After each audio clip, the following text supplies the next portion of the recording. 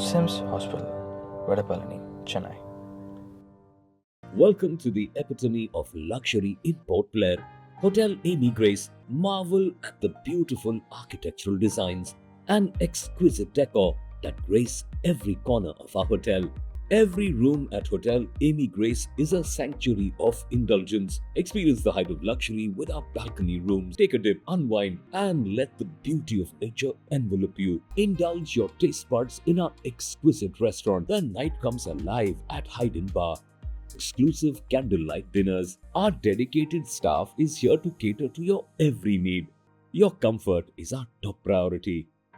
Book your stay with us. बहुत ही अच्छा काम कर रहा है। जैसे आपने अभी मतलब मेंशन किया है एक्स-रे, तो उसका ये जानना चाहती हूँ कि एक्स-रे जब होता है तो हम ये देखते हैं कि वो फोन में हमें बोला जाता है कि वो फोन में आप लीजिएगा, तो ये कहाँ तक मतलब कि अगर किसी के पास फोन है तो क्या है? एक टाइम था जो हमारे पास एक्स-रे फिल्म की कमी थी, लेकिन आज के तारीख में वो नहीं है। एक्स-रे के साथ जुड़े हुए जो प्रिंटर होते हैं उसके एडिक्वेट अमाउंट ऑफ फिल्म हमारे पास है। लेकिन एक फ्लिप साइड में आपको अपील करना चाहता हूँ, फोन तो तकरीबन सभी के पास है, ओके, व्हाट्सएप तो सभी करते, बुरा नहीं बनना, पर उसमें फायदा मैं बताता हूँ। फोन में एक फिल्म एक्स-रे फिल्म लेने की फायदा ये है कि फोन को आप एनलार्ज कर सकते हैं, इंटेंसिव माइनर कुछ डिफेक्ट है कि नहीं, जो कि एक फिक्स फिल्म में नहीं हो सकता है। This is an added advantage. मैं फिर दोहराता हूं क्या बोल रहा हूं मैं, जो जब आप एक्सरे मोबाइल में लेते हैं तब आप देखेंगे उसे आप एनलार्ज कर सकते हैं फोटो को, तो कोई भी अगर फोकस है जिसमें कमी लगता है कि हाँ इस एंगल में कुछ इशू है, फ्लूइड है या सॉलिड है एरिया, तो वो आप अच्छी तरह से देख सकते हैं, जो कि फिक्स फिल्म में नहीं हो सकता है। एक नंबर जस्ट एडवांटेजेस में बोलता हूँ, नॉट टू डिफेंड आवरसेल्फ। दूसरा है एक फिल्म लेके आपको हमेशा जाना पड़ेगा साथ में, अरे फिल्म तो आपके पास मोबाइल है ही है, तो this is an added advantage. हालांकि हमें कमी जरूर थी कि उस कमी को हमने पूरे कर दिया। आज के तारीख में कोई कमी नहीं है। तो एंड दैट टाइम आल्सो जब भी हमारे पास कम हुआ करते थे तब भी हम उन्हें ऑप्शन देते थे कि अगर आप फोन में लेना चाहे तो ले सकते हैं, अदरवाइज फिल्म देंगे। जो इंसिस्ट करते थे फिल्म के लिए कम फिल्म थे उन्हें जरूर दिया जाता था। Doctor Sunil will add. मैं ऐड करना चाह रहा हूँ, आपने सही कहा कि एक समय ऐसा था जब हम फिल्म का क्राइसिस आ गया। मैं प्रोक्योरमेंट देख रहा हूँ तो पता है सब कुछ टेंडरिंग होता है। एक उसको हम क्या बोलते हैं, जैसे सर प्रिंटर मशीन होता है, एक्सरे मशीन आना होता है, प्रिंटर उसका प्रिंटिंग। पहले हम डार्क रूम में जाके भुगा के करते थे, अभी डिजिटल वे में आ गया है। ये जो है जब कंपनी को प्रिंटर बनाता है उसी का फिल्म उसमें चले। दूसरा अभी फूजी है, ओनिका है, केएसटी, इस तरह के बहुत सारे आपको सबको मालूम है, इस तरह मतलब मशीन कंपनीज है, उन्हीं उसी का फिल्म चले। अब जब यहाँ पे फूजी का मशीन था तो हमने बिड किया, किसी ने पार्टिसिपेट नहीं किया।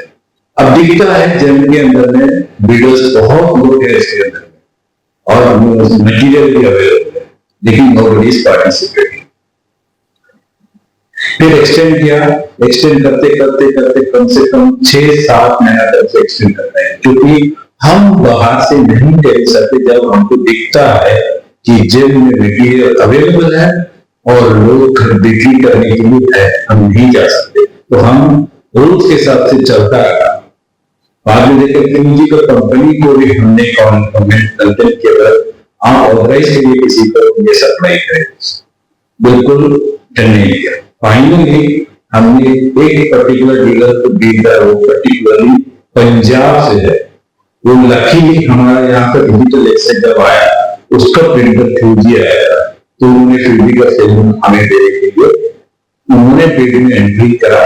हमको हम लोग बस पावर रहता है कि इनवाइट करें, एंटर इनटू जेम, यानी कि मैं डायरेक्ट नहीं कर दूंगा, यू एंटर इनटू जेम। तो वो जैसे ही एंटर किया we got the village in bulk, we will run for around 6 months.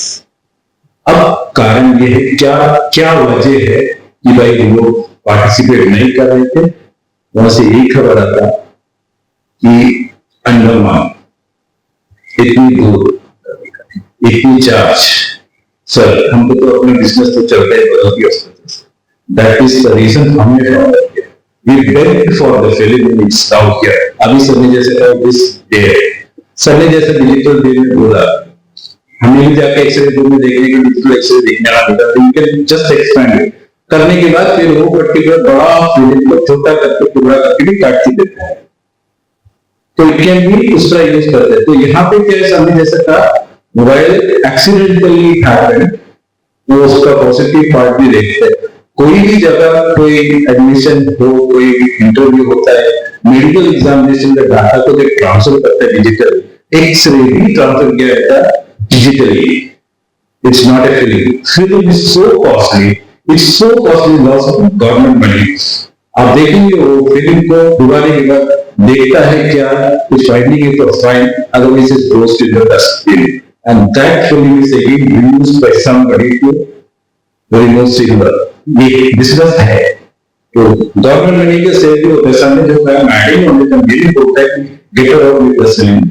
तो फिर ये लोगों को जैसे आपने कहा कि छोटा सा रोड है और उसमें दिखता है, so now we have solve the issue, I think we can go around with this, आगे भी प्रॉब्लम ना हो, वी आर वर्किंग हार्ड। अब जो ना आपने बताया कि क्यों की जगह हम अपना फीडबैक दे सकते हैं, तो जो लोग बुजुर्ग है, कम पढ़े लिखे हैं, तो अगर उनको कोई समस्या है तो वो कहाँ पर दे सकते हैं? हमने ओपीडी में कुछ आईटी असिस्टेंट तरह के लोग रखे हैं जो कि मदद करते हैं वहाँ पे, जैसे जो ऐसे लोग हैं जो कम पढ़े लिखे हैं या जो विजन में दिक्कत है, जो खुद से नहीं कर पा रहे, तो वो उनकी मदद ले सकते हैं। इवन स्कैन एंड शेयर की शॉर्टेज में भी वो लोग हेल्प कर देते हैं। हमारा सिक्योरिटी गार्ड भी ट्रेन है जो ओपीडी में खड़े रहते हैं, अगर उनसे भी मदद मांगेंगे तो वो मदद करेंगे। और उसके अलावा एक शिकायत पेटी का भी करते हमने ओपीडी एरिया में रखी है, आप देख लो, अगर कोई और वहाँ पेन भी टांगा है और कुछ पर्चियां भी टांगी है, पर्ची फाड़ के पेन से लिख के उसको डाल सकते, वो भी करें। अभी मुझे तो मुझे ये समय मशहूर आना चाहिए, टाइमिंग क्या है? टाइमिंग इज 8:30 to 4:30 और रूटीन सर्विसेज और कैजुअलिटी 24/7 365 डेज। टोकन मिलता है हमें डॉक्टर से मिलने के लिए, क्योंकि हम अक्सर ये देखते आए हैं कि जब हम जाते हैं तो जो मतलब रूम है उसके सामने काफी लंबा मतलब या तो नोट्स रखा हुआ रहता है, पानी का बोतल रखा हुआ रहता है, और वो लोग रखकर 5 बजे 6 बजे चले जाते हैं कहीं पर। वो हमने टोकन सिस्टम शुरू कर दिया है और उसमें भी टोकन सिस्टम में भी हमने प्रायोरिटाइजेशन की है। जैसे जीरियाट्रिक पॉपुलेशन है, मोर देन 60 वाले जो लोग आते हैं उनकी अलग टोकन बनाते हैं। बाकी जो जनरल पॉपुलेशन है, जनरल एज है, जैसे आप और मैं जैसे लोग वहाँ खड़े हो सकते हैं, तो उनका टोकन अलग से बांटते हैं। लेकिन वो चप्पल, किताब, कॉपी, बोतल रखने की बिल्कुल जरूरत नहीं है। वहाँ पे हमारी जो मासी रहती है ओपीडी में, she will give you a token, आपको टोकन के हिसाब से कॉल करेंगे और आप टोकन के हिसाब से आके दिखा सकते हैं। और हमें क्लास है मेरा, प्लीज प्लीज श्योर श्योर। अब जैसे हम ब्लड डोनेशन करते हैं और हमें ये बताया जाता है कि करना भी चाहिए, हमारे लिए भी अच्छी बात है। तो जब हमारा कोई मतलब नजदीकी कोई इंसान, हमारा करीबी फैमिली मेंबर परेशानी में रहता है, उनको ब्लड की आवश्यकता होती है, तो डॉक्टर या फिर नर्स आकर कहते हैं कि आप ब्लड अरेंज कीजिए, इमरजेंसी है, नहीं तो बहुत मुश्किल हो जाएगा, तो ये क्यों कहा जाता है? क्योंकि वो ऐसे ही बहुत परेशान रहते हैं। देखिए, ह्यूमन ब्लड तो ह्यूमन ही दे सकता है ना, हाँ, तो आप अवेलेबल होता है। हाँ, तो ऐसे नहीं होता अगर आपके पास डोनर नहीं है, क्योंकि हमारे पास कई बार अनआइडेंटिफाइड पेशेंट्स भी आते हैं, रोड ट्रैफिक एक्सीडेंट में पेशेंट्स आते हैं, तो हम किसी को भी ब्लड रिफ्यूज नहीं करते। जिसको पेशेंट को ब्लड की जरूरत है उसको ब्लड दिया जाता है। और हमारे साथ कई एनजीओज और कई समाज सेवी संस्थाएं जुड़ी हुई हैं जो बाहर कैंप्स करती हैं, जहाँ से ब्लड हमारे पास डोनेशन के तौर पे आता है। तो हम कोशिश करते हैं कि अगर हम एक पेशेंट को एक यूनिट चढ़ा रहे हैं तो उसका परिवार कम से कम अपने मरीज के लिए इतना तो करे कि एक यूनिट ब्लड डोनेट कर दे। पर अगर सब लोग मुकर जाते हैं कि हम नहीं देना चाहते, तो ऐसा नहीं है कि हम पेशेंट को बिना खून चढ़ाए मरने के लिए छोड़ देंगे कि क्योंकि आपका परिवार में कोई देना नहीं चाह रहा इसलिए हम ब्लड नहीं देंगे। ब्लड हम हमेशा देते हैं और हम हमेशा मॉनिटर करते हैं अवेलेबल, न कि सिर्फ ब्लड, प्लेटलेट्स भी। डेंगू के पीरियड में हमें प्लेटलेट्स चढ़ाना पड़ता है, प्लाज्मा चढ़ाना पड़ता है, तो हमारे पास पूरा रिकॉर्ड्स मेंटेन होते हैं। और किसी भी पेशेंट को कोई भी कंपोनेंट, ब्लड कंपोनेंट या ब्लड चाहिए तो हमारे यहाँ से कभी भी रिफ्यूज नहीं किया जाता। पर हाँ, ये विनम्र निवेदन है, क्योंकि इंसानी खून है, बनाया नहीं जा सकता, मैन्युफैक्चर नहीं किया जा सकता, इंसान को ही देना पड़ेगा। तो विनती जरूर रहती है कि अगर आपके मरीज को जरूरत है तो आपका परिवार जन है, कम से कम इतना जरूर कीजिए कि हम आपको एक खून की यूनिट दे रहे हैं तो आप बदले में किसी और की जान बचा लें। वो जरूर हम चाहते हैं, बट मना कभी किसी को नहीं किया जाता है। और एक अमाउंट ऑफ ब्लड तो हमेशा सेफ होता है। मैं एक चीज बता दूं मत पे कि एक अमाउंट ऑफ ब्लड हमेशा हमें स्टॉक रखनी होती है। अचानक से कोई मास कैजुअलिटी हो तो हम उस टाइम ये नहीं बोलेंगे कि जाके ब्लड डोनेट करके आइए। तो इसलिए हमें हमेशा के लिए रखना होता है एक स्टॉक, समझ रहे हैं ना? वो एक सबसे इम्पोर्टेंट है। नहीं तो ऐसे लगता है कि आपके पास होते हुए भी क्यों आप बोल रहे हैं दूसरे को लाने के लिए। ये है वजह कि अचानक से कोई मास कैजुअलिटी हो, एक्सीडेंट हो, कोई प्लेन हादसा हो जिसमें dozens of blood unit immediate चाहिए, तो उसके लिए हमारे पास हमेशा प्रावधान रखते हैं। एक पॉइंट और बोलना चाह रही थी कि आप जब भी आपने क्वेश्चन किया ना कि अगर हम परेशान हैं और हम ब्लड मांग रहे हैं, मतलब हॉस्पिटल वाले आपसे ब्लड मांग रहे हैं, तो अपना खून हमेशा is more safe. You do not know whose blood is being given to you. आप डोनेट करें, आपके भाई को चढ़ता है, आपके फादर को चढ़ता है, टेस्ट होता है, your blood group, that is the most urgent safety of it. हमारे यहाँ सारा खून जो मरीज को चढ़ाया जाता है कंप्लीटली टेस्टेड एंड सेफ है। सो सेफ्टी उस मैडम का कहने को प्लीज मिसइंटरप्रेट ना करें कि जो खून आपको आपके परिवारजन का नहीं मिल रहा वो सेफ नहीं है। We ensure 100% safety of blood and blood components that is given to our patients. Madam का सिर्फ ये कहना है कि अगर आप इस चीज को जानना चाहते हैं कि किसका ब्लड है तो उस तरीके से, नहीं तो सेफ्टी का कोई इशू नहीं है। हमारा हर ब्लड और ब्लड कंपोनेंट टेस्टेड है और सेफ है। हम HIV के लिए, सिफिलिस के लिए, टॉक्सोप्लाज्मा के लिए, मलेरिया के लिए और HPV के लिए टेस्ट करके, HCV के लिए टेस्ट करके ही ब्लड चढ़ाते हैं पेशेंट को। Next mister Philip. नहीं, कोई क्वेश्चन नहीं। Thank you very much. Mary, we are from the same. Thank you. Yamin, News Item 24. Any questions? At the last one, please. Mahesh. Ma'am आपने पूछेगा। Okay. Neeraj, Andaman Shika. No ma'am. Okay, thank you. Rehana, नहीं Rahman from Andaman आज तक. नमस्कार ma'am. Ma'am अक्सर ये देखा गया है कि वार्ड्स में जो नर्सेस और पेशेंट में जो अनुपात होता है वो यहाँ पे जो है बहुत ज़्यादा है। जैसे कि अगर एक नर्स के ऊपर 60 पेशेंट होना है तो वैसा यहाँ पे नहीं है। तो इस बारे में आप क्या कहना आप चाहेंगे? बिल्कुल ठीक कह रहे हैं और मैं इसको बिल्कुल अग्री करती हूँ कि nurse patient ratio and doctor patient ratio दोनों ही यहाँ पे उस अनुपात में नहीं है जिस अनुपात में होनी चाहिए। तो उसके लिए हम निरंतर प्रयासरत हैं। अभी भी हमने एक नर्सेज का एडवर्टाइजमेंट निकाला जिसमें हम 47 नर्सेज और भर्ती कर रहे हैं। DHS से भी नर्सेज और भर्ती होती रहती हैं और अभी भी मैडम ने थोड़े दिन पहले भी इंटरव्यूज किए थे। एक रिटर्न टेस्ट हम 20 तारीख के आसपास रखेंगे। एक रिटर्न टेस्ट से हम 47 नर्सेज और भरेंगे और हम कोशिश करके ज़्यादा से ज़्यादा पोस्ट क्रिएट करके नई नर्सेज लेते रहेंगे। वो मेरे को वो आपका चैलेंज पता है। नर्सेज हमें मिल जाती है पर डॉक्टर्स का रेशियो चेक करना या इम्प्रूव करना उतना आसान नहीं रहता क्योंकि हमारा बार बार ऐड निकालने के बावजूद भी हमें सफिशिएंट नंबर ऑफ लोग अप्लाई ही नहीं करते कि हम उन्हें सेलेक्ट कर सकें। बट हम फिर भी हम थके नहीं हैं, हम हारे नहीं हैं। हमारा एडवर्टाइजमेंट कंटिन्यूअसली ऑन है, वेबसाइट पे हमेशा ऑन रहता है and we are trying to fill the gaps. We are very much aware. Ma'am मेरा जो सेकंड क्वेश्चन था उसका जवाब आपने पहले ही दे दिया। थर्ड क्वेश्चन ये है मैम, हमने भी देखा है कि आपने कई बार ऐड दिया है डॉक्टर्स के लिए, लेकिन यहाँ पे आप 2 लाख भी देने से डॉक्टर आना नहीं चाह रहे हैं। इसकी क्या खास वजह है? देखिए, आइलैंड के अपने चैलेंजेस होते हैं और धीरे धीरे गवर्नमेंट ने इतने सारे मेडिकल कॉलेजेस खोल दिए हैं कि लोग आते नहीं हैं और अप्रूव करके नहीं आना चाहते। तो इसके 2 ही सॉल्यूशंस हैं जो हम लोगों ने दिमाग लगा के सोचा। एक सॉल्यूशन तो ये कि जो हमारे अपने बच्चे पढ़ रहे हैं इन्हीं को हम किसी तरीके से वापस यहीं लाके काम करने रखें, क्योंकि जिसका जहाँ घर है आदमी वहीं काम करना चाहता है। तो उसके लिए हमने पूरे प्रयास किए। हमने JR के लिए मैंडेटरी कर दिया कि आप एक साल आइलैंड को सर्व करो। जिसका अब PG ला रहे हैं, जो बच्चा यहीं से सर्जरी में PG करेगा उसको आगे इसी हॉस्पिटल में नौकरी दे देंगे, इसी जगह काम करेंगे, तो वो नेचुरली आपका अगले 4-5 साल में जो स्पेशलिस्ट की क्राइसिस है वो भी पूरी हो जाएगी। और अगर आप देखें तो सरकार ने जब मेडिकल कॉलेज खोला, मेडिकल कॉलेज का क्या काम है, 85% बच्चे आज मेडिकल कॉलेज में आइलैंड के पढ़ते हैं। तो वही 85% बच्चे अगर पढ़ के PG करके वापस यहीं सर्व करने लगेंगे तो आप तो थोड़े दिन में तो आपसे मलेशिया और थाईलैंड डॉक्टर मांगने लग जाएगा। आप देख रहे हैं, समझने की कोशिश कीजिए उस अनुपात को। और ये नर्सेज का है, नर्सिंग कॉलेज भी हम इस साल से शुरू कर रहे हैं। तो नर्सेज भी हम 40 का बैच शुरू करेंगे BSc नर्सिंग का।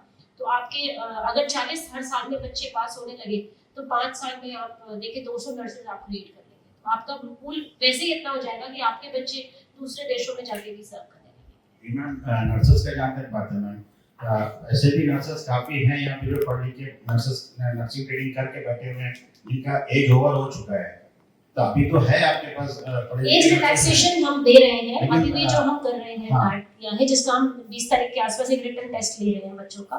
हमारे पास 254 एप्लीकेशंस आई है 47 पोस्ट के लिए। हम एक रिटन टेस्ट तैयार कर चुके हैं। रिटन टेस्ट लेके उन 47 पोस्ट के लिए तुरंत हम भर लेंगे लोगों को, और उसमें एज रिलैक्सेशन भी दिया जा रहा है जैसा कि गवर्नमेंट की नॉर्म्स और पॉलिसी है उसके हिसाब से। थैंक यू मैम, बहुत बहुत धन्यवाद। Thank you. Razia, thank you so much. Ma'am जैसे रहमान जी ने भी बोला, मेरा 2-3 क्वेश्चंस है और अच्छा लग रहा है कि बिकॉज उनके शाह सर पास में है, because we know each other since long time, 15 years हो गए हैं। मैम मेडिकल का जैसे अभी रहमान सर ने बोला नर्सेस का, तो कोविड के वक्त में काफी वॉलंटियर्स आए थे, अब वो लोग प्रोटेस्ट में लग रहे हैं, so why you people are not taking them? No, we will take them. हमने ये कभी नहीं बोला कि हम नहीं लेंगे। तो भारत सरकार की भी एक पॉलिसी है कि जिन्होंने कोविड में 100 दिन से ज्यादा काम किया है उनको हम प्रेफरेंस देंगे। लेकिन आप मुझे बताइए कि जब मैं 50 पोस्ट के लिए 47 पोस्ट के लिए हम ऐड निकालते हैं और हमारे पास 254 लोग आते हैं, तो हम उनको ये वो नहीं बोल सकते कि हम उन 14 को ही लेंगे जो कि कोविड में काम किया है। बाकी लोगों को बराबरी से मौका तो मिलना चाहिए काम करने आने का आगे। लेकिन हाँ, डेफिनेटली प्रेफरेंस हम उनको जरूर देंगे जिन्होंने क्राइसिस में हेल्थ सिस्टम की मदद की है और सर्व किया है, वो प्रेफरेंस जरूर दिया जाएगा। मैम सेकंड क्वेश्चन कोर्ट के और होते ही सालों साल तक रुक जाएगा। ये जो आज की जो एक्सेस की कमी है उसके पीछे कारण नहीं है। एडवर्टाइजमेंट एक बार निकलते हैं, कुछ ना कुछ इशू लेके कोर्ट में जाते हैं, कोर्ट के बाद stay and then the thing goes into date. यही एक कारण है। हमारे हर रिक्रूटमेंट में हमने देखा है कि अगर हम कोई चीज के लिए प्रेफरेंस देते हैं तो इनवेटिवली द ऑपोजिट पार्टी जाके कोर्ट में केस करके स्टे कर देता है वो पूरा रिक्रूटमेंट, जिसके वजह से हम इतने साल से रिक्रूटमेंट ही नहीं कर पाए। इसके पहले भी नर्सिंग ऑफिसर्स की जो रिक्रूटमेंट एडवर्टाइज हुआ था, सब कुछ हुआ था, लेकिन वो कोर्ट में चले गए थे और वो सालों साल वो बंद पड़ा था रिक्रूटमेंट, जिसकी वजह से हमें शॉर्टेज होने लगा। तो इसीलिए हम आउट ऑफ द वे जो रिक्रूटमेंट रूल्स कहते हैं, एटलीस्ट जो रेगुलर पोस्ट की मैं बात कर रही हूँ, कॉन्ट्रैक्ट की नहीं कर रही हूँ, जो रेगुलर पोस्ट है उसके लिए जो एज पर रिक्रूटमेंट रूल्स ही हम कर पाएंगे। तो नहीं तो वो कोर्ट केस में जाएगा और फिर हमारा वैकेंसी वैसे का वैसे रह जाएगा। सो ये एक बड़ा इशू है, क्योंकि आज अभी जो रिक्रूटमेंट है उसमें भी है, काफ़ी केसेस आए हैं, बट बिकॉज उसमें दम नहीं है तो उसमें हमारी रिक्रूटमेंट रुकी नहीं है। तो ये एक रेगुलर रिक्रूटमेंट का एक इश्यू है। इंस्ट्रक्शंस हमें फॉलो करना है, रिक्रूटमेंट रूल्स को फॉलो करना है जो आरआर में ऑलरेडी अंकित किया गया है। मैम थायराइड वगैरह जो है सीएचसीज वगैरह में, पीएचसीज में नहीं होता है thyroid test and sugar test mostly, जैसे कि लाइक आप लोग प्राइवेट की जगह करा, जो मैंने खुद भी कराया है रिसेंटली। कितना मुश्किल है यहाँ पे, क्योंकि आप शायद बम्बू फ्लैट हॉस्पिटल में काम कर चुकी है, सुजा नहीं, अच्छा श्रीजा मैम की बहन थी, तो मुझे ये बताइए, क्योंकि अभी वहाँ पे एक डायलिसिस यूनिट खराब है, मुझे कंप्लेंट आया है। दूसरा चीज वहाँ पे थायराइड वगैरह नहीं होता है। रिसेंटली मैं गई थी, थोड़ा बहुत अच्छा लग रहा है, लेकिन जो माइनर ऑपरेशन जो पहले हुआ करता था, जैसे डॉक्टर जावेद थे और काफी डॉक्टर थे वहाँ पे, जो होता था डिलीवरीज, आजकल हर चीज के लिए जीवीपंत रेफर किया जाता है, क्योंकि बम्बू फ्लैट एरिया सीएचसी वो काफी कनेक्टेड है और काफी इलाके हैं, शोलवे, बनारघाट, बरेली, तो क्यों उसे इस तरह से नहीं बनाया जाता कि जो माइनर ऑपरेशंस है, ओटीज वगैरह वहाँ पे हो, जो पहले हुआ करता था डिलीवरी वगैरह। डिलीवरी तो हर पीएचसी में होना चाहिए, मैं इसके लिए नहीं बोल सकती कि क्यों नहीं होता है, unless there is a complication या फिर हम लोग सस्पेक्ट करते हैं कि इसमें कुछ दिक्कतें आ सकती हैं, तभी उनको रेफर करना चाहिए, ए आइडियल सिचुएशन। तो that again doctor to doctor vary करता है। इसके पहले जब डॉक्टर्स बाकी जगहों में भी देखिए वो डॉक्टर्स के ऊपर है, हालांकि हम इंस्ट्रक्शंस देते हैं कि जो नॉर्मल डिलीवरीज है वो पीएचसी लेवल तक ही भी करना चाहिए। फिर कभी कभी उन लोगों को लगता है कि बम्बू फ्लैट नजदीक है, जीवीपंत पास ही है, तो शायद भेजते होंगे। तो डेफिनेटली मैं नहीं कह सकती हूँ कि क्यों नहीं होता है, हालांकि होता है, ऐसा बात नहीं है कि बम्बू फ्लैट में बिल्कुल भी डिलीवरीज नहीं होता है, बट लोग भी चाहते हैं कि जीवीपंत जाए, कि वहाँ पे स्पेशलिस्ट है, तो ये एक इशू है। इसके पहले हमारे पास एक गायनेकोलॉजिस्ट थी, तो हम वहाँ पे पोस्ट भी किए थे, तो उसमें कुछ फ़र्क आया था। बट अगेन वो बैक टू बैक वो स्पेशलिस्ट की शॉर्टेज की वजह से हम आउट स्टेशंस में स्पेशलिस्ट नहीं पोस्ट कर पा रहे हैं। जैसे पहले मायाबंदर में भी स्पेशलिस्ट था, एनेस्थेटिस्ट, तो सिजेरियन वहीं पे होता था। दिगलीपुर, मायाबंदर, रंगत, जितने भी केसेस थे उनका सिजेरियन जरूरत है तो वो मायाबंदर में होता था, क्योंकि हमारे पास गायनेकोलॉजिस्ट भी थे, एनेस्थेटिस्ट भी थे। तो वो गायनेकोलॉजिस्ट जब छोड़ के चले गए तो अभी हमने एडवर्टाइज किया है, मुश्किल से हमारे पोस्ट के लिए 7 एप्लीकेंसी आया टोटल में स्पेशलिस्ट का। तो हम क्या करें, है कि नहीं? बाकी टेस्ट करो, थायराइड तो हम पूछ रहे हैं कि सब जगह देसी एक्सिस में थे एटलीस्ट, क्योंकि अगेन हमारे अगर पीएचसी रिक्वेस्ट करता है, इंडेंट करता है तो हम जरूर देते हैं।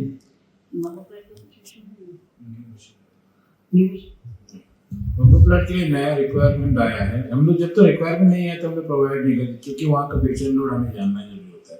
फुटफॉल्स कितने थायराइड के पेशेंट्स है जो टेस्ट करते हैं।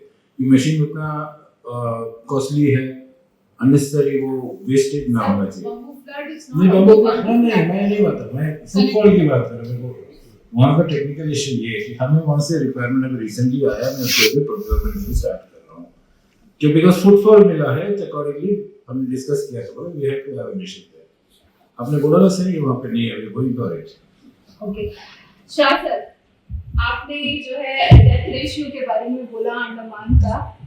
आई hope you too remember we all covered that story, I personally covered 2015 में यू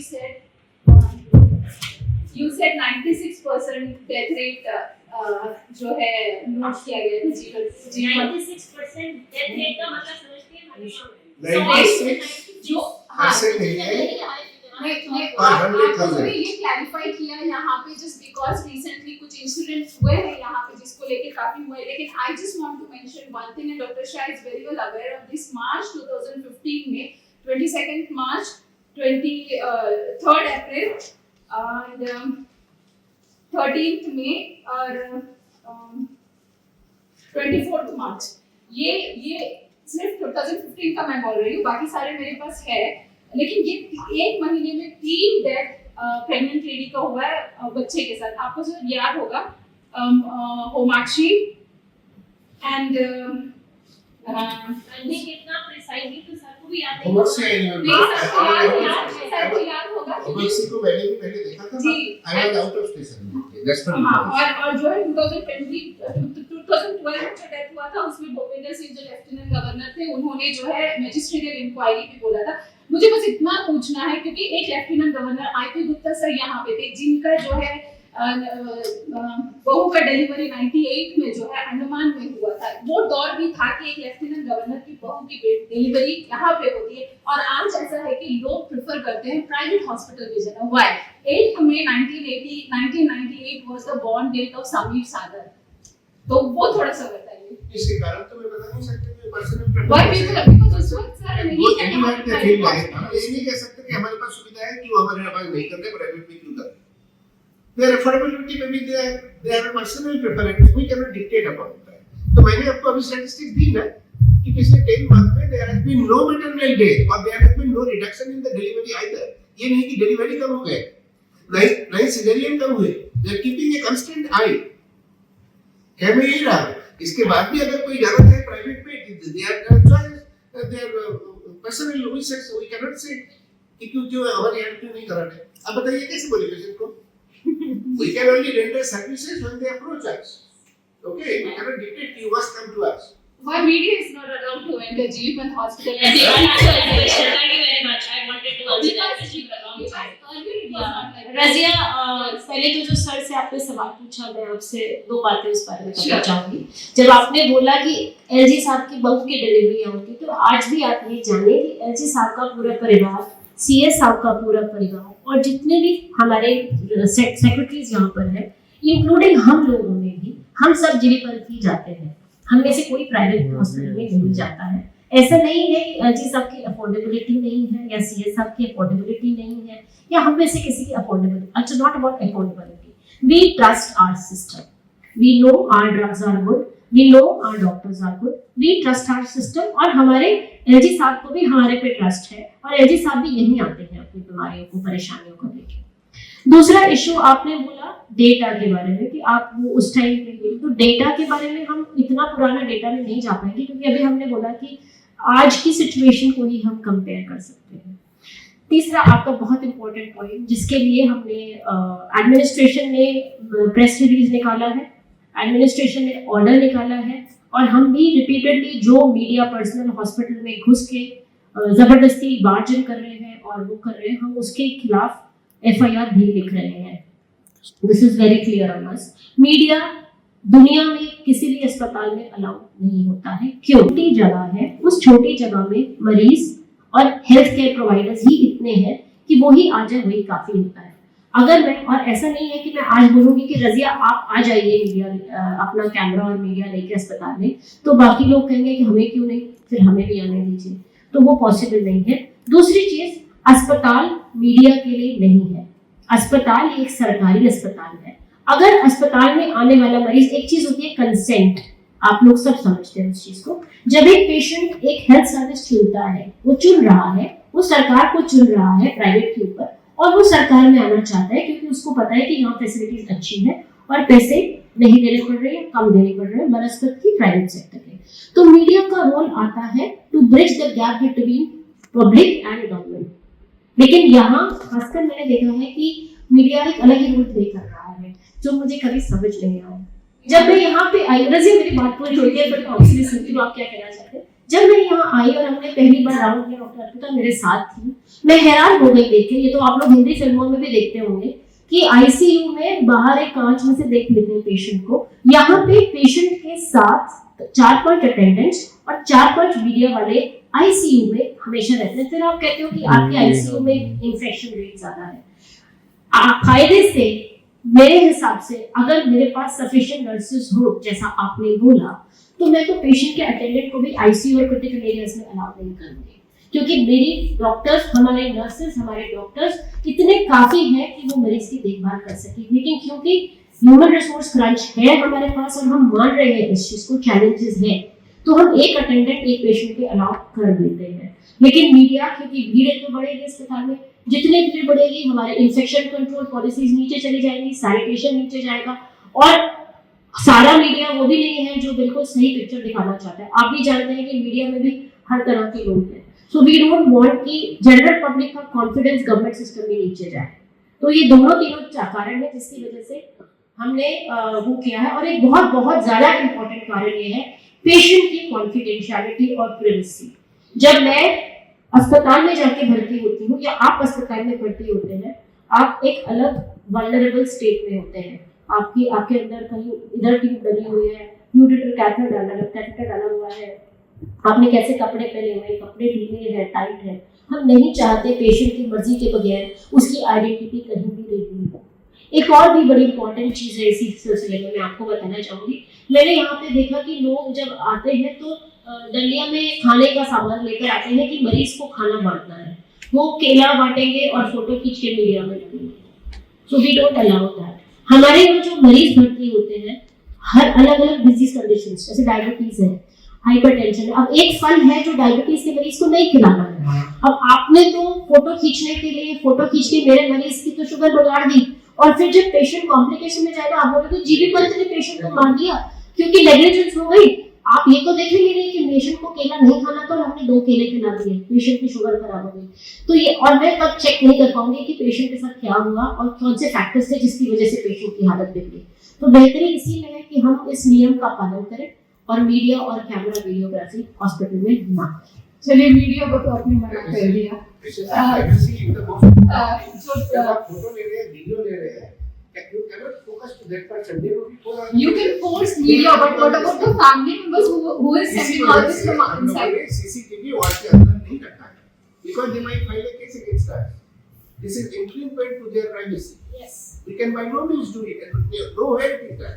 और ये ह्यूमन राइट्स की भी बात है, एथिक्स की भी बात है, ये पेशेंट एथिक्स की भी बात है। वही तो बोल रही हूँ ma'am, if you are like stopping us, if you are restricting us, media should not enter the GV Pant hospital. What about the patients' family members who are sending pictures and videos to us? वो भी अगर हमें पकड़ में आ गए तो वो भी गलत है, क्योंकि वो हम अलाउ नहीं करते हैं। बिल्कुल अलाउ नहीं। लेकिन वो कर रहे हैं ना। That is absolutely not desired. We should not publish. और ऐसा नहीं हमें मीडिया से कोई परेशानी है, मीडिया और हम फ्रेंड्स हैं।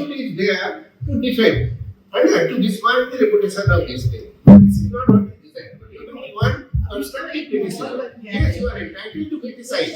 So please come to us, we will say, because we do have our own limitations. So oftentimes what you see only one part.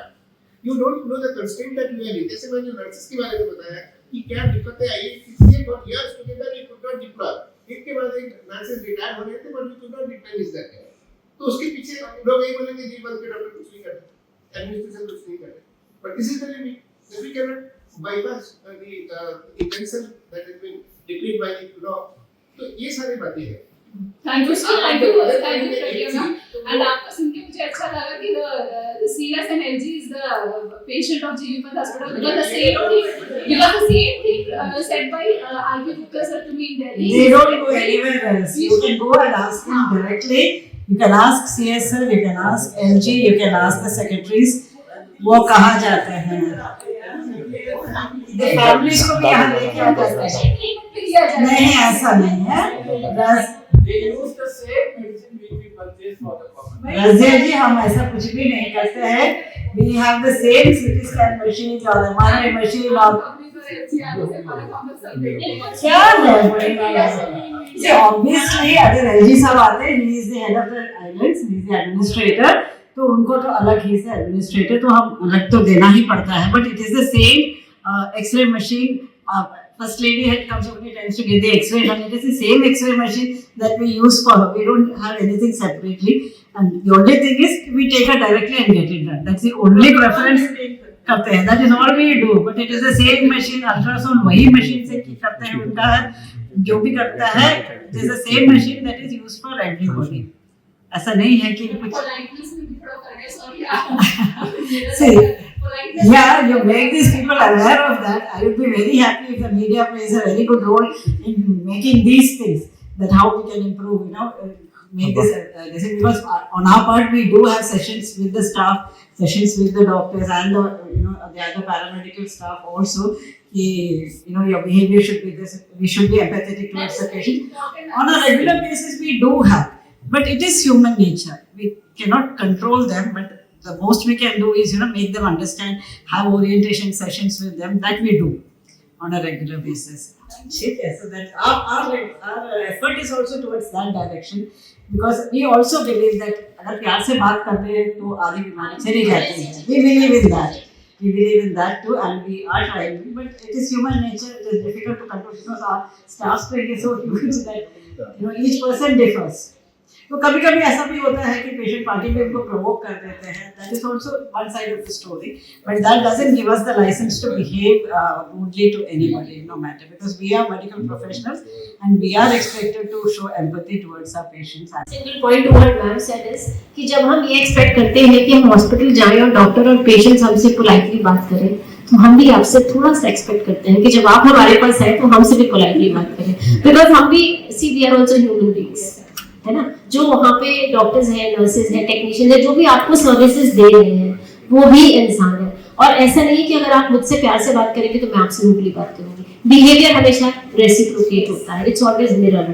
तो कई बार जब आप अपनी मीडिया में भी जाते हैं तो लोगों से ये विनती करें कि जीवी पंत जब आप जाते हैं या अस्पताल में जाते हैं तो आप उनसे जैसा व्यवहार एक्सपेक्ट करते हैं आप वैसा व्यवहार उनके साथ भी कीजिए. कोई आपके साथ बुरी तरह बर्ताव नहीं करेगा. और आपकी पूरी टीम को बहुत बहुत बधाई. जैसे पूरी जानकारी आप लोगों ने दी है कि किस तरीके से भी प्रेजेंट चैलेंजेस उसको आप लोग हैंडल कर रहे हैं. फ्यूचर में कौन कौन सी चीज़ें हैं जो और बेहतरी की ओर ले जा रहे हैं हेल्थ सिस्टम और अंडमान निकोबार के. तो ये तमाम चीज़ें एक अच्छे संकेत दे रही है. मैं जो बोलना चाह रहा हूँ और मेरी जो सजेशन है कि यहाँ जो आवश्यकता पड़ेगी तमाम एस्टैब्लिशमेंट में, वो जरूरत पड़ती है कोऑर्डिनेशन.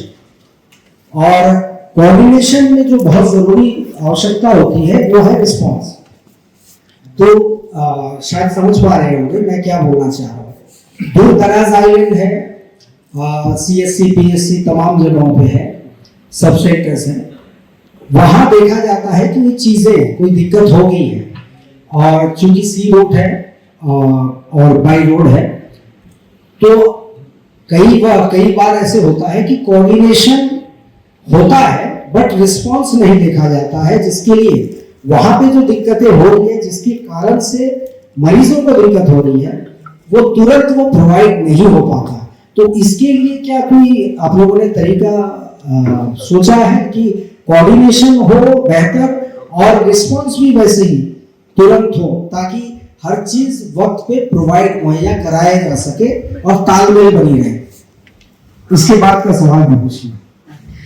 देखिए, हमारा यही प्रयास है, हमारा एक सिस्टम है जो हर 15 दिन में वहाँ का मेडिकल ऑफिसर या जो नोडल ऑफिसर है वो हमें फीडबैक देते हैं कि वहाँ का क्या इश्यूज है।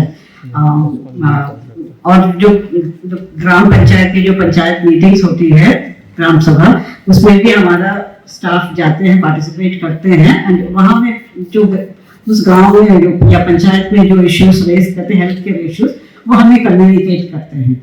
तो बेसिकली हमने देखा है कि मेनली ये कुछ दवाइयों की हो सकती है या फिर कुछ इक्विपमेंट्स, जैसा अगर आप चाहते हैं कि हाँ PHC में अल्ट्रासाउंड हो, तो ये तो नहीं हो पाएगा, it will take a time.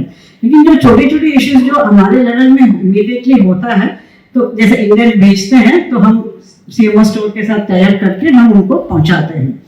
दूसरी बात है कि जो रेफरल, पेशेंट रेफरल, ये तो हमारा इमरजेंसी रिस्पॉन्स है। ऐसा भी अभी है कि जैसे वहां से सिग्नल आता है, ये तो व्हाट्सएप में सिग्नल हमें कर देता है, उसके अलावा पुलिस, जो हमारा पुलिस वायरलेस है, उनके पास जब सिग्नल आता है, वीक नाइट दिन 2 बजे रात को भी अगर सिग्नल आता है, वो तुरंत मुझे डायरेक्ट भेजते हैं and they give a miss call also. अगर उनको लगता है कि मैंने नहीं देखा है तो वो कॉल करके वो पास ऑन करते हैं कि मैडम ये इमरजेंसी पेशेंट का मैसेज आ रहा है इवैक्यूएशन के लिए, तो हम इमीडिएटली उसको टेकअप करके हम इवैक्यूएशन का अरेंजमेंट करते हैं। ऐसा भी हुआ है कि हमें रात लेट नाइट 12 बजे भी हमें मैसेज आया और 2-2:30 बजे के अंदर हमने डिफेंस के हेलीकॉप्टर भेज के कार निकोबार से पेशेंट को इवैक्यूएट किया है। तो हम इमीडिएटली डॉक्टर से बात कर लेते हैं और पता करते हैं कि पेशेंट कितना सीरियस है। Can this patient wait till morning? अगर डॉक्टर कहता है कि ठीक है, मॉर्निंग अर्ली मॉर्निंग अगर आप भेज सकते हैं, तो हम अर्ली मॉर्निंग के लिए रिक्वेजिशन करते हैं, सिविल एविएशन के साथ हम टाई अप करते हैं। और अगर इनक्लेमेंट वेदर है या फिर नाइट इवैक्यूएशन तो कॉन्वेनेंस नहीं करती है, तो हम डिफेंस से भी हमारा टाई अप है ताकि हम हेलीकॉप्टर उनको भेज के इवैक्यूएट करें। तो ये हमारे तरफ से इमीडिएट रिस्पॉन्स रहता है पेशेंट इवैक्यूएशन को लेकर। बाकी चीजें जो हमें सामान पहुंचाना है वो सब हम तो CMO स्टोर करते हैं। तो हमारी कोशिश है, ऐसा कुछ मेजर अभी नहीं हुआ है कि ये सामान बिल्कुल भी नहीं है। ऐसा भी होने से हम अगर सदर्न ग्रुप में है तो हम हेलीकॉप्टर में भी भेज के देते हैं जो इमीडिएट उनको जो चीज़ों की जरूरत रहती है। और यहाँ पे तो हम ओवरलैंड भेजते हैं, बाई बोट भी भेजते हैं। तो प्रयास यही है कि हमारा रिस्पॉन्स इमीडिएट रहे, क्योंकि मैं खुद भी आउट स्टेशन में काम की हूँ, तो मुझे पता है कि आउट स्टेशन में क्या चैलेंजेस है, कि अगर कोई चीज़ नहीं है तो क्या दिक्कतें आ सकती है। तो इसीलिए मेरा रिस्पॉन्स उसी तरह रहता है कि कहीं भी अगर मेडिकल ऑफिसर ने मुझे व्हाट्सएप कर दिया है कि मैम ये अर्जेंट है, ये नहीं है, तो तुरंत मैं इसको कोऑर्डिनेट करती हूँ डॉक्टर सुनील के साथ और इमीडिएटली हम भिजवा के दे देते हैं। तो ये हमने विशेषकर हमने कोविड के समय तो बहुत किया है, क्योंकि जब लॉकडाउन भी हो गए थे, कोई साधन भी नहीं था सामान पहुँचाने का। ऐसा कोई हॉस्पिटल नहीं है जहाँ हमने सामान नहीं पहुँचाई है, चाहे वो डिफेंस के शिप को टाई अप करके, चाहे डोंगी से हमने हैवलॉक में डोंगी वालों से भी टाई अप करके हमने सामान भेजा है। तो जब अगर लॉकडाउन के समय अगर हम सामान पहुंचा सकते हैं ऑक्सीजन समेत, ऐसा कोई जगह नहीं था जहाँ पे हम बोल सकते हैं, आप या कोई भी बोल सकते हैं कि ऑक्सीजन या कोविड के सामान नहीं होने की वजह से किसी पेशेंट का डेथ हुआ है। तो ये हमारे क्रेडिट है कि फर्स्ट वेव में हमने इतनी मेहनत की कि जब हमारे पास ऑक्सीजन सिलेंडर्स भी नहीं थे, तभी हमने डिफेंस से एम्प्टी सिलेंडर्स अरेंज किए, टाई अप किए, 24 घंटे हमने खड़ा होकर हमने ऑक्सीजन सप्लाई प्रोवाइड की है। तो जब हम कोविड में कर सकते हैं तो रूटीन तो हम कर ही रहते हैं, करते ही हैं, है कि नहीं? तो कोशिश तो रहती है, छोटी मोटी हो सकता है कि कहीं पे इंडिया जाने में गलती हुआ या फिर खबर भेजने में लेट हो गया, ऐसा हो सकता है। तो मैं नहीं कहती कि हम परफेक्ट है, बट हमारा कोशिश है कि हमारा रिस्पॉन्स इमीडिएट रहे, क्योंकि उसकी सिवियरिटी, क्योंकि हम जो डिपार्टमेंट में काम कर रहे हैं that is an emergency service department, तो हमारा कोशिश रिस्पॉन्स भी वही हम कोशिश करते हैं। हो सकता है कभी कभी ऐसा छोटी मोटी चीज़ें हो सकता है, कमियाँ रहती है, ऐसा बात नहीं है, नॉट सेइंग कि हम परफेक्ट है, बट हमारा कोशिश है कि हम रिस्पॉन्ड इमीडिएटली करें। एक और महत्वपूर्ण छोटी सी बात है, बट मुस्कुराहट हीलिंग प्रोसेस में काफ़ी मददगार होती है, ये मैंने सुना है, पता नहीं है आप लोगों को बेहतर पता होगा, और ये मैं प्रत्यक्ष रूप से अपने पर्सनल एक्सपीरियंस से भी कह रहा हूँ। यहाँ मैं काउंसिलर रहा हूँ सौभाग्य से आप लोगों के लिए में, और कुछ चीज़ें यहाँ पे देखी है ना, स्टाफ शॉर्टेज हो सकती है, सिस्टम में वो प्रोसेस होता है, काफ़ी चीज़ें फॉलो करनी पड़ती है, लेकिन मैम हर कोई प्रोटोकॉल के दायरे में तो नहीं आता है, और मेजोरिटी जो है वो तो पब्लिक जो है, लेमैन्स, मिडिल क्लास, यही सब आएंगे मरीज और उनके फैमिली। तो मैम अक्सर कहा जाता है कि प्राइवेट में लोग पैसे भी लाखों खर्चा करते हैं और केवल एक चीज की बड़ी तारीफ होती है, और यहाँ पे वो पब्लिक दूसरे और एक सेंस में कहते हैं कि वहां जो बिहेवियर मिलता है वो भूल जाते हैं 10 लाख गया है उनका। यहाँ पे कहा जाता है कि चूंकि सरकारी मेडिकल है और बंधा हुआ तनख्वाह है, इसीलिए हमसे ठीक ढंग से बात नहीं की जाती। और मुझे लगता है मैम, अगर पेशेंट को क्योर करना हो या फिर मेडिसिन उसके काम करने लगे तो थोड़ी सी मुस्कुराहट, सिंपैथी तो नहीं होनी चाहिए, मेडिकल साइंस में सिंपैथी तो नहीं होती, एम्पैथी तो होती है, तो थोड़ी वो अगर उनके पेशेंट या उनके घर वालों के साथ हो तो मेरे ख्याल से और बेहतर हो सकता है ये हमारे स्वास्थ्य व्यवस्था, और ये बहुत इम्पोर्टेंट है। Well taken, and we make sure कि आप लोगों को फर्दर इस बात पे और दोबारा कहेंगे, जैसे तो कहते हैं जी, मैं बार यही रिपोर्ट्स करेंगे कि स्माइल के साथ ट्रीट किया जाए। बिल्कुल मैम, क्योंकि वो मेरे ख्याल से वो बहुत सारे शिकवे शिकायत दूर हो जाते हैं पेशेंट और पेशेंट के परिवार के, जब बिहेव बहुत अच्छे से कर रहे हैं, और कोई चीज अगर नहीं है, अवेलेबल नहीं है, उसको भी अगर उस तरीके से समझाया जाए पेशेंट के परिवार को, ना कि झुंझुनाहट के साथ, तो मेरे ख्याल से ये एक एडॉप्ट करनी चाहिए, जिसमें थोड़ा फोकस करना चाहिए। बिल्कुल ठीक बात है, बहुत अच्छा सुझाव दिया आपने, और हम पहले भी ये सोचते थे, लेकिन आपके कहने के बाद हम और भी ध्यान रखेंगे और हम अपने डॉक्टर्स को फर्दर इंस्ट्रक्ट करेंगे और स्टाफ को भी बात जरूर मैम। बाकी सबके लिए आपको बहुत बहुत शुभकामनाएं।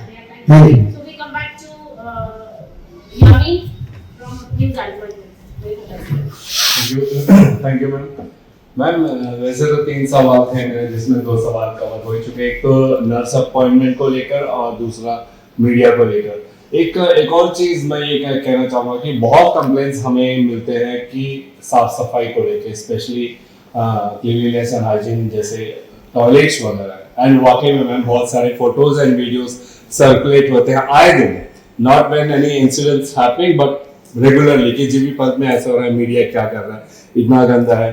So why don't you consider this as a serious thing, man, to do something about it? इस बात को मैं थोड़ी अलग तरीके से करना चाहूंगी आपसे। Sure.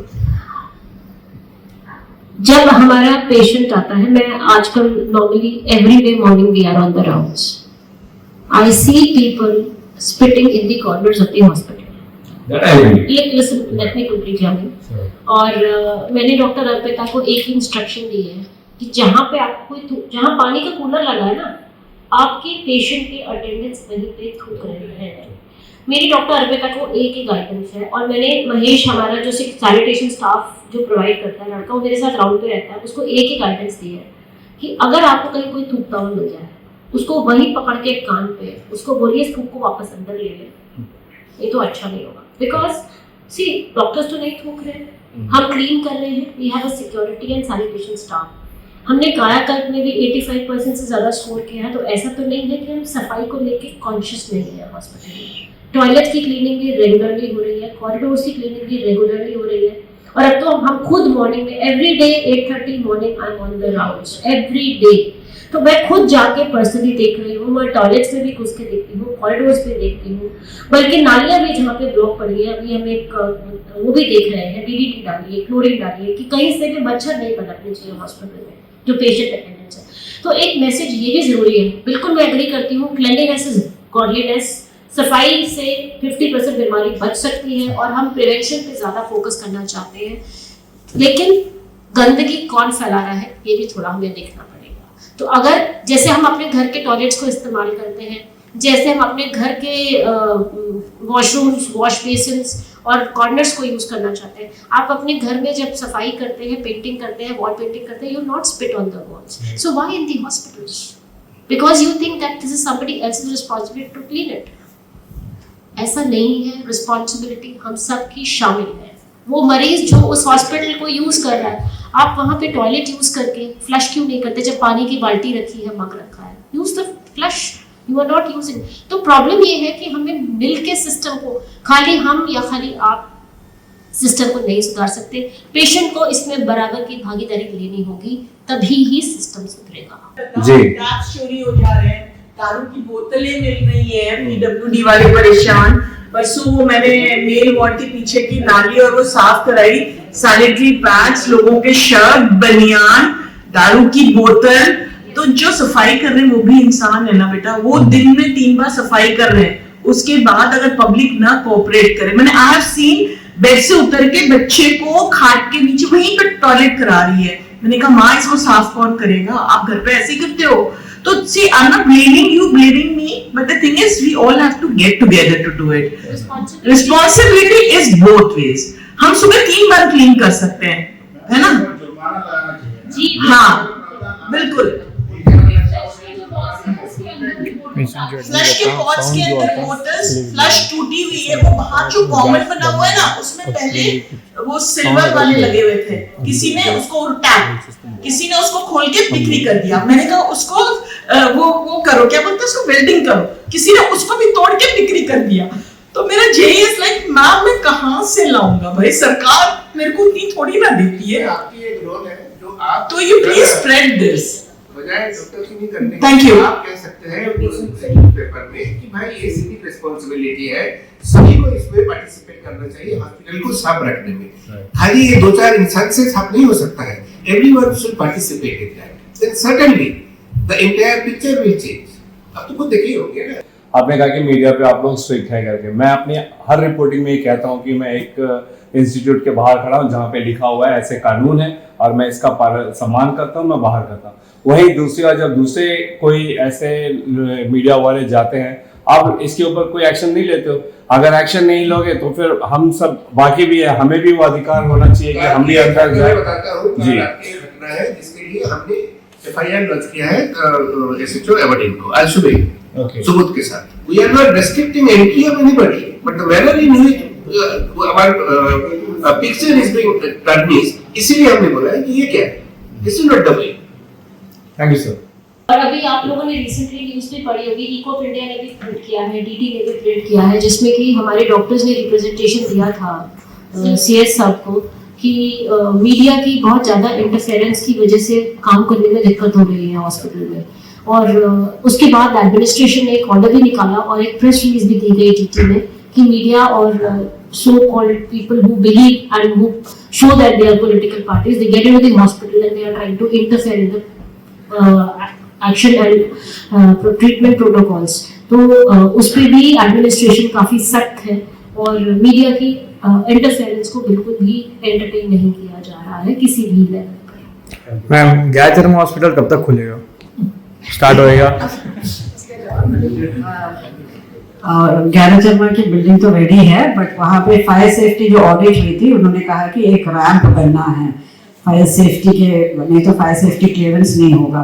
तो उसका अभी टेंडर हुआ है, फायर सेफ्टी 2 महीने के अंदर बन जाएगा, बट बाकी चीज़ें रेडी है। जैसे फायर सेफ्टी का वो रैंप बन जाएगा, क्योंकि हमारा इक्विपमेंट्स खरीदना हो गया, सब कुछ रेडी है। तो वंस दैट फायर सेफ्टी के पीछे ही रुक गया है, बिकॉज अर्लियर जब बिल्डिंग का प्लान बना था, nobody ever told about this fire safety issues, वो कंपलसरी है हमें। तो अब जब बताया है तो we can not sort of नज़रअंदाज हम नहीं कर सकते, we have to follow those rules. तो उसके लिए एक रैम्प बन रही है, तो रैम्प जब कंप्लीट हो जाएगा, PWD हैज सेड कि 2 महीने में बन जाएगा। तो once that is ready we will be ready to start the hospital. Ma'am एक सजेशन रहेगा, गैचन हॉस्पिटल को सिटी हॉस्पिटल बना के GP पर रेफर हॉस्पिटल बना सकते हैं।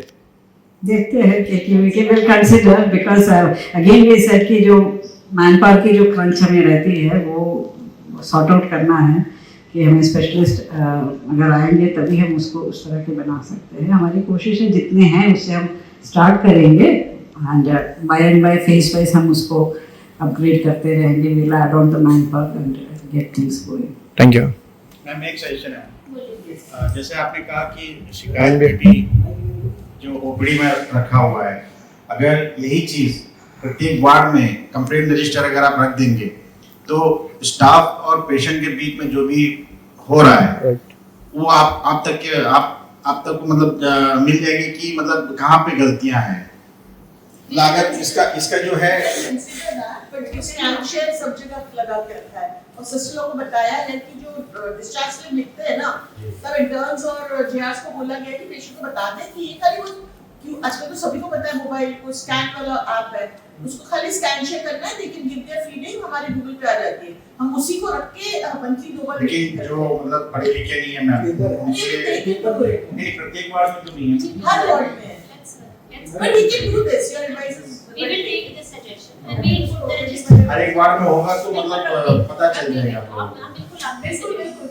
Thank you. Thank you. Thank you very much. आज के इस एलैबोरेट डिस्कशन के लिए हमने सोचा था 40 मिनट से 1 घंटे में हम पूरा कर लेंगे, लेकिन लगभग 2.25 घंटे हमें हो गए हैं यहाँ पे।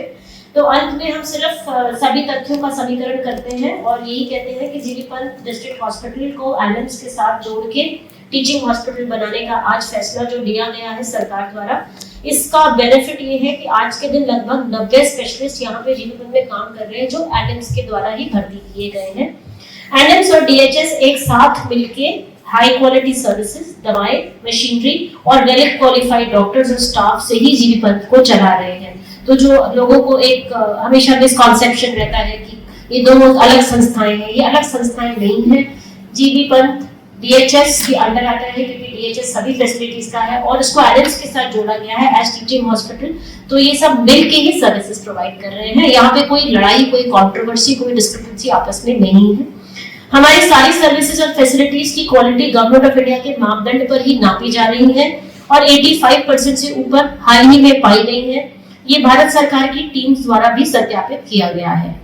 चौथा पॉइंट ये है कि हम प्रत्यंतर प्रयासरत हैं कि ज्यादा से ज्यादा और अच्छी सर्विसेज, डॉक्टर्स, मशीन्स, ड्रग्स सब आइलैंडर्स को प्रोवाइड कर सके।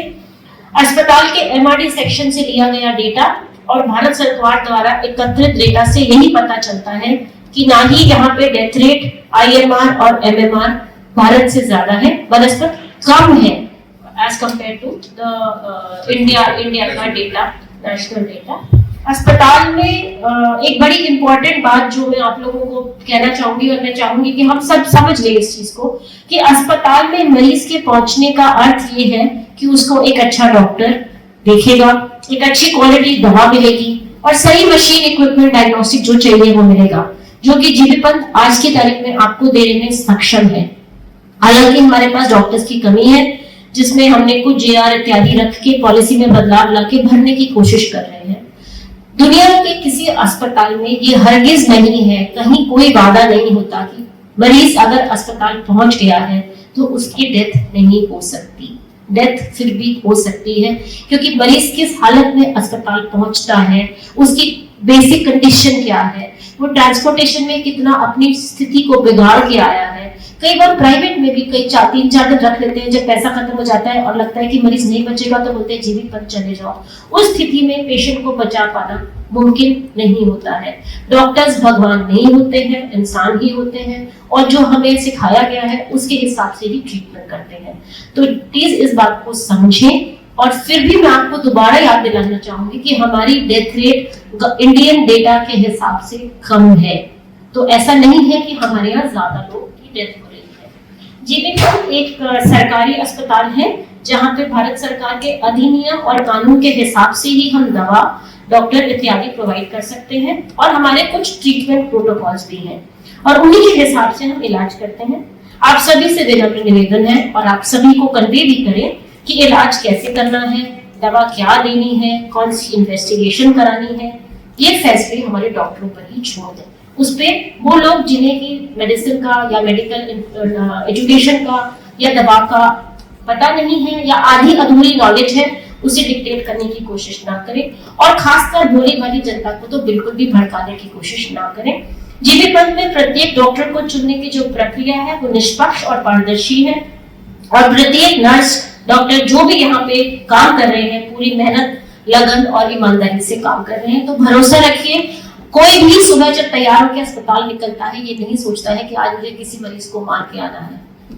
हर आदमी ये सोच के आता है कि मुझे बचाना है, मुझे इलाज अच्छा करना है ताकि लोग बचे मेरे इलाज से। और ज्यादातर मृत्यु जो हो रही है उसमें लाइफस्टाइल का बहुत बड़ा योगदान है, जैसा कि मैंने आपको भी हाल ही में NFH स्पाइक सर्वे डेटा से बताया कि डायबिटीज, मेलाइटिस, हाइपरटेंशन, टोबैको और अल्कोहल यूसेज ANI में भारत के मुकाबले दुगना नहीं कहीं अधिक है। कुछ चीजें तो 7-8 टाइम्स ज्यादा है। तो यदि उसे अस्पताल के डेटा से मैच करें तो आज भी अधिकतम मृत्यु जो जीबी पंथ में हो रही है उन्हीं लोगों की हो रही है जो chronic renal disease, chronic lung disease और कैंसर के मरीज हैं। और इन बीमारियों में इन सभी फैक्टर्स का उपरोक्त महत्व है।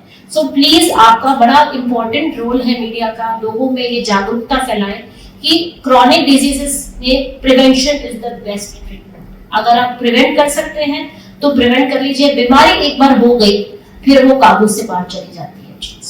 तो आप लोगों का बड़ा सिग्निफिकेंट रोल है और please play the right role what media is supposed to play.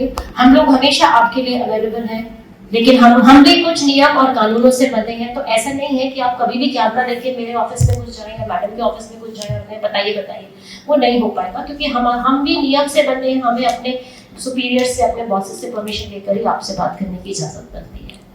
तो आई थिंक मैडम एक कुछ ऐड करना चाहते हैं। This last one thing I want to add. मैं यही कहना चाहती हूँ कि विदाउट द कैमरास कुछ भी इश्यूज अगर आपको लगता है कि है, हमारे दरवाजा हमेशा, मेरे रूम तो हमेशा खुला रहता है। If there is no meeting, I am always in my office 3 to 4। तो वैसे मैं एट द मोस्ट कोशिश करती हूँ कि मैं 3 to 4 पब्लिक हियरिंग टाइम में मैं ऑफिस में ही रहूँ, अनलेस चीफ सेक्रेटरी का कोई मीटिंग हो, which is very rare, sir भी नहीं बुलाते हैं।